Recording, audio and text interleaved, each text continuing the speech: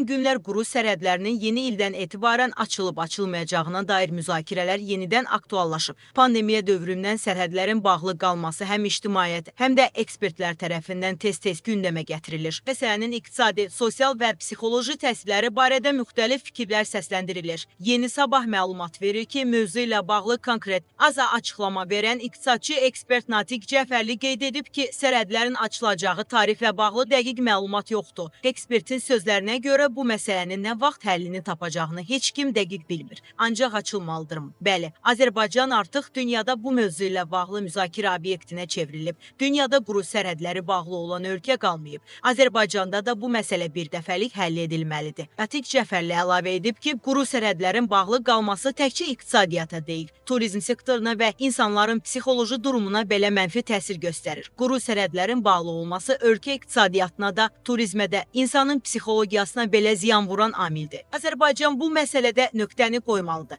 Ekspert onu da qeyd edib ki, sərhədlərin yaxın zamanda açılıb-açılmayacağı barədə qəti fikir söyləmək hələlik mümkün deyil.